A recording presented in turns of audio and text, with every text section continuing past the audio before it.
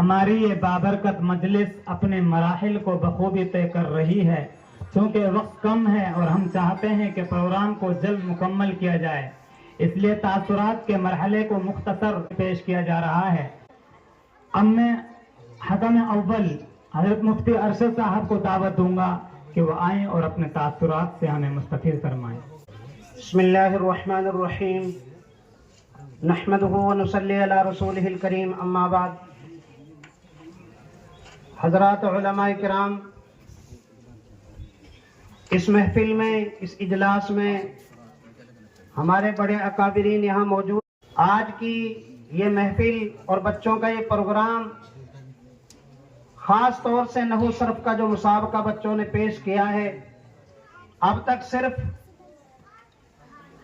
لڑکوں کے مسابقے، مدرسوں میں جو طلبہ کے جو مسابقے سنے ہیں، دیکھے ہیں، لیکن یہاں مکتب رشیدیہ للبنات میں یہاں کی جو ابھی کارگزاری سنائی اور یہاں کا جو نظام دیکھا، یہ دوسرے مکاتب کے لیے ایک قابل تقلید اور قابل نمونہ ہے. اور میرے عزیز و بھائیوں، اگر اس ملک میں ہم اپنے اسلامی تشخص اور اسلامی شعار کے ساتھ اگر زندہ رہنا چاہتے ہیں، اگر مذہب اسلام، ایمان اور عقائد کے ساتھ ہم زندہ رہنا چاہتے ہیں، تو ہم، میرے عزیز و بھائیوں، اسی طرح کے مکاتب ہمیں قائم کرنے ہوں گے. آج ہم حتین تحصیل میں، اس تحصیل میں مکاتب کا معیار پوری میوات میں ایسا معیار ہے کہ دوسری تحصیلوں میں اور علاقہ میوات کے لیے یہاں سے رہبری ملی ہے. یہاں سالانہ کارگزاری جب ہوتی ہے اس میں بھی ہم نے شرکت کی ہے. تو اس لیے اس نظام سے، یہاں کے مکاتب سے، میوات کے جو دیگر مکاتب ہیں ان کو ایک نہج ملا ہے، ایک معیار ملا ہے، اور دوسرے ائمہ کو ایک حوصلہ ملا ہے. بہت پہلے سن 2015 یا 16 میں حضرت مفتی مسعود صاحب گوالدہ گاؤں گئے اور منبع العلوم دین محمدیہ میں ہم نے حضرت کے سامنے مدرسے کی کارگزاری، بچوں کی تحریر کی کاپی رکھی، لیکن حضرت ایک ہی بات ترغیب دلاتے رہے کہ مفتی صاحب مکاتب کی طرف توجہ دیں، یہاں پہاڑ اوپر علاقے میں مکاتب کو زندہ کیا جائے، مکاتب کو منظم کیا جائے، ایسے مکاتب جو منظم بھی ہوں، مؤثر بھی ہوں. بار بار جو ہے کہ وہ ترغیب دلاتے رہے. الحمدللہ ہمارے وہاں تحصیل ٹپکڑا میں ابھی کارگزاری ضمناً آئی ہے. 290 مساجد ہیں جن میں 175 مکاتب جزوی طور پر اور کل 75 مکاتب ایسے ہیں جو لباس اور نصاب کے اعتبار سے جمعیت علماء ہند کا جو دینی تعلیمی بورڈ کا نظام ہے اس کے نہج پر چل رہے ہیں.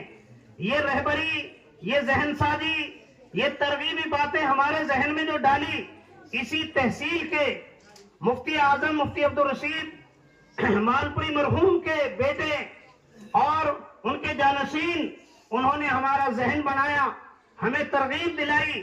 ہم نے ان کی باتوں کو دھیان سے سنا اور اپنے وہاں پہاڑ اوپر علاقے میں بھی اسی نہج پر اپنے مکاتب کو جو ہے کہ شروع کیا ہے.